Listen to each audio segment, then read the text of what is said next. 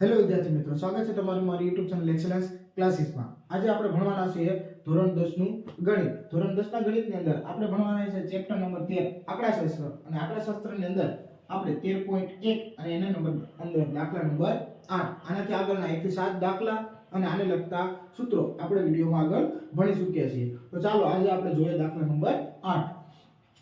તો દાખલા નંબર 8 માં શું કીધેલું છે? તો કે ગેરહાજર રહેલા વિદ્યાર્થીઓની અહીં આપણે સંખ્યા આપેલી છે અને એને ગેરહાજરના દિવસો આપેલા છે અને કેવી માહિતી આપેલી છે? તો કે વર્ગીકૃત માહિતી આપેલ છે. અહીં કુલ વિદ્યાર્થીઓની સંખ્યા કેટલી આપેલી છે? 40. એટલે મેં લખી દીધા સિગ્મા fi બરાબર 40. તો અહીં આપણે આ જે માહિતી આપેલી છે તે શું છે? તો કે અહીં જે પહેલું આપેલું છે તે છે વર્ગ અંતરાલ. એટલે અહીં લખી દઈશું વર્ગ અંતરાલ. અને જે બીજી માહિતી આપેલી છે તે શું હશે? તો કે આપણા માટે બીજી આવૃત્તિ થશે. બીજી જે માહિતી છે તે થશે આવૃત્તિ, એટલે કે fi. બરાબર. હવે આપણે આગળ શું મેળવવાનું થશે? તો મેં અહીં બોક્સ દોરી રાખ્યા છે. હવે અહીં કઈ રીતે આપણે આઈડિયા હશે કે અહીં કઈ રીતે આપણે મેળવવી? તો એના માટે આપણે શું મેળવવું પડશે? તો કે મધ્ય કિંમત ફરજિયાત મેળવવી પડશે. આપણે મધ્યકના દાખલા ગણતા હોઈએ તો મધ્ય કિંમત આપણે ફરજિયાત જોશે. એટલે xi શું સૂત્ર થશે? તો xi બરાબર અધઃ કિંમત વત્તા ઉધ્વ કિંમત ભાગ્યા 2 એ આપણું શું થઈ જશે?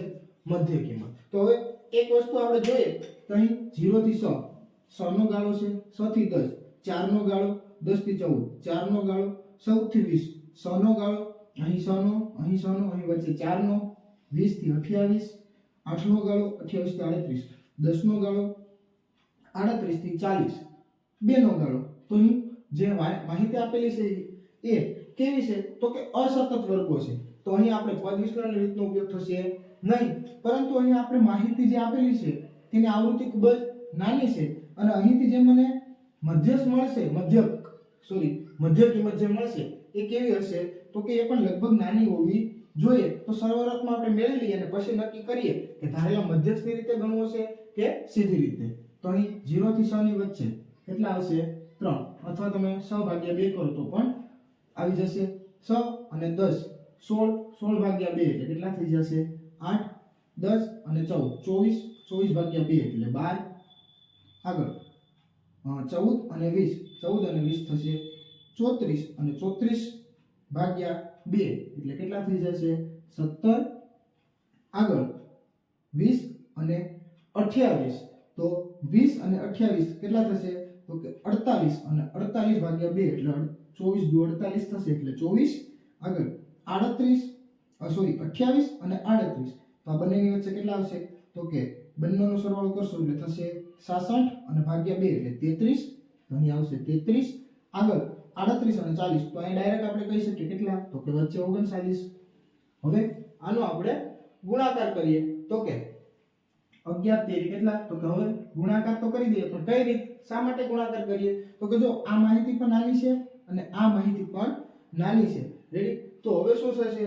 તો કે એના લીધે આપણે એક વસ્તુ અહીં આરામથી કરી શકીએ, fi xi બંનેનો ગુણાકાર. કઈ રીત વાપરી? તો કે અહીં આપણે લખી દઈએ કે શું મેળવશું? તો કે સીધી રીતે મેળવશું. સીધી રીતે મધ્યક. સીધી રીતે મધ્યક મેળવીએ. સૂત્ર શું છે? તો કે x બાર બરાબર સિગ્મા fi xi ના છેદમાં સિગ્મા fi. બરાબર? Sigma fi 40. હવે અહીં ગુણાકાર કરી લઈએ બંનેનો. 11 તેરી 33 10 18 80 12 સત્તા 84 17 ચોક 58 24 ચોક 96 33 તેરી 99 અને 39 એકુ 39. હવે શું કરવાનું છે? તો કે સરવાળો, એટલે કે અહીં આપણે એનું મેળવવાનું છે સિગ્મા fi xi. બરાબર? તો આપણે આ મેળવવાનું છે સિગ્મા fi xi એટલે કે બધાનો સરવાળો. હવે અહીં 1768 કેટલા થશે? 1768. આગળ હવે આપણે જોઈએ તો સરવાળો કરીશું તો અહીંથી 9 ને 9 18 18 9 દુ 18 થશે. 18 માં આપણે કેટલા નાખવાના છે? 100 એટલે 24.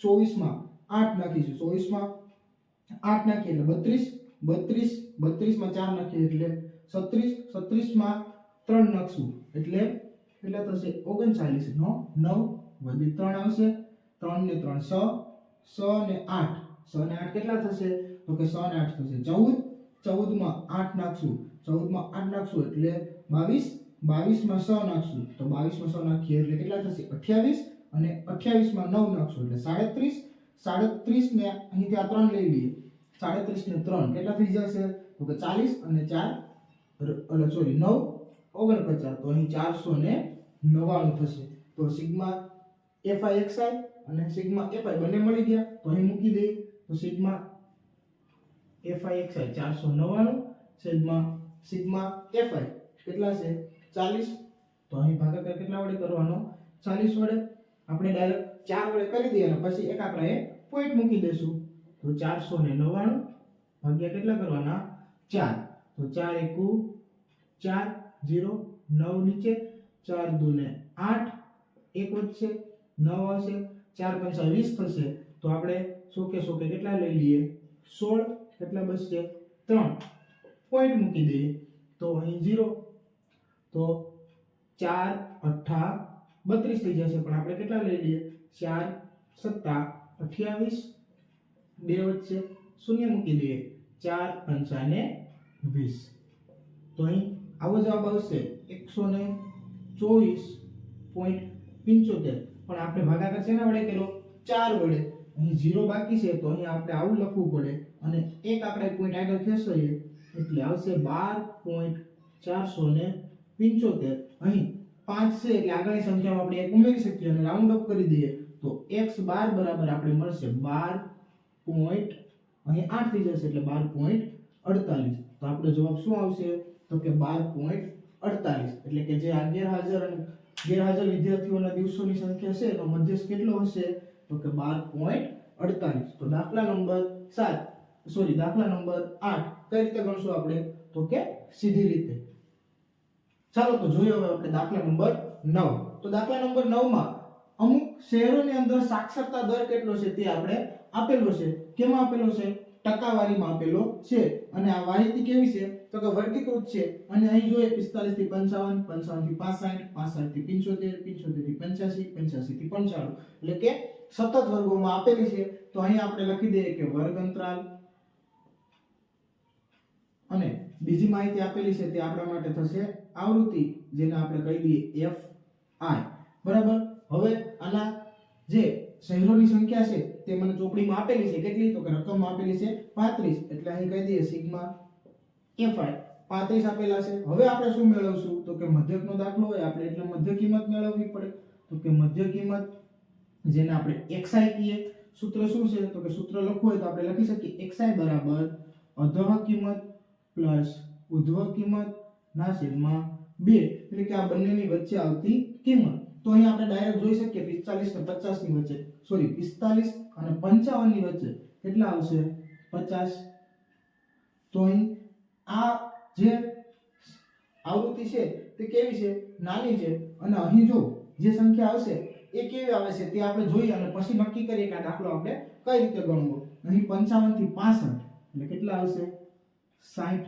અહીં તમે જોઈ શકો કે 10 10 નો ફેર છે એટલે અહીં તમે 10 10 વધારો કરીને લખી શકો કેમ તો કે સતત વર્ગો છે તો અહીં આવી રીતનું આવશે 85 થી 95 માં 90 75 થી 85 વચ્ચે 80 તો હવે જો અહીં શૂન્ય નો જો તો એના સિવાયના જે આંકડા છે અને અહીં આંકડા તો માહિતી કેવી છે તો ખૂબ જ નાની છે તો આપણે અહીં આ રીતનો ઉપયોગ કરી શકીએ કઈ રીત તો કે સીધી રીતનો ઉપયોગ કરી શકીએ આપણે મધ્યક મેળવવા માટે તો સીધી રીતે મધ્યક શું સૂત્ર છે તો x બાર બરાબર સિગ્મા fi xi ના છેદમાં સિગ્મા fi આપણે બને ત્યાં સુધી જો સીધી રીતનો ઉપયોગ થતો હોય તો આપણે બીજી કોઈ રીતનો ઉપયોગ કરશું નહીં તો હવે 3 પંચા 15 એટલે કે અહીં મારે સિગ્મા fi xi મેળવવાનું હોય બંનેનો ગુણાકાર તો કરીએ 3 પંચા 15 એટલે 150 અહીં 10 ગુણ્યા 6 એટલે 60 અને 60 નું 1 મીંડું એટલે 600 11 સત્તા 77 અને 1 મીંડું એટલે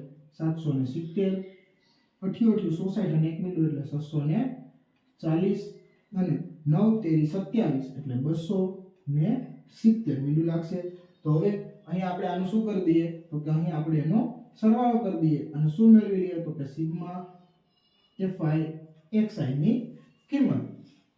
તો 0 0 0 એટલે શું થશે 0 5 ને 7 12 12 ને 4 કેટલા થશે તો કે 16 અને 16 ને 7 23 નો તગડો વધી પડશે 2 2 ને 1 કેટલા થશે 3 3 ને 6 9 9 ને 7 16 16 ને 6 16 ને 6 કેટલા થશે 22 22 અને 2 24 એટલે 2430.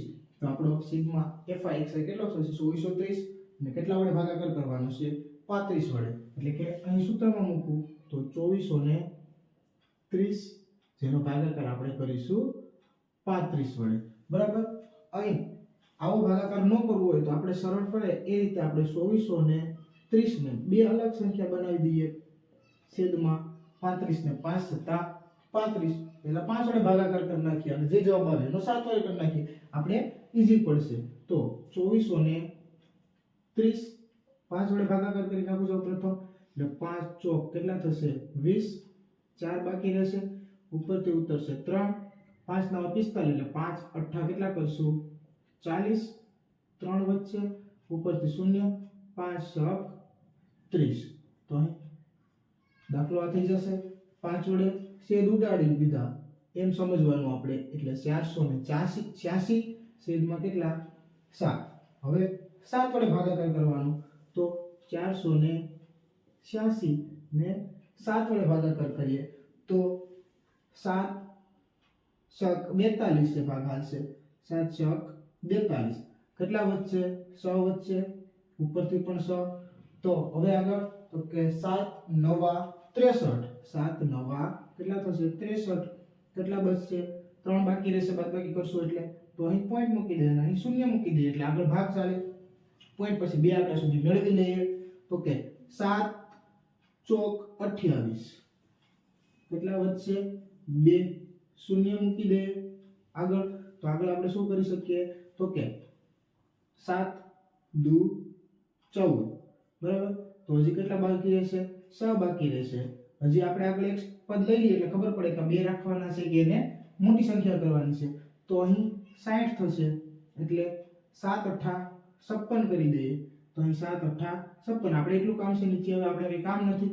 તો અહીં કેટલી સંખ્યા આવશે તો કે 69.428. આ આઠડો છે એક સંખ્યા આગળ ઉમેરી દઉં કેમ કે પોઈન્ટ પછી હું બે જ આંકડા રાખું છું કેમ કે આપણે જવાબ એવી જ રીતે લખવાનો હોય છે કે પોઈન્ટ પછી બે આંકડા.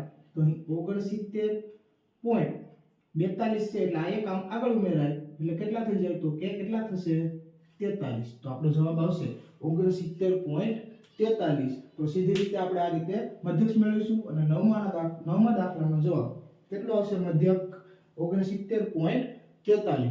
તો અહીં દાખલા નંબર 9 પૂર્ણ થાય છે સાથે સાથે 13.1 સ્વાધ્યાય આપણું પૂર્ણ થાય છે.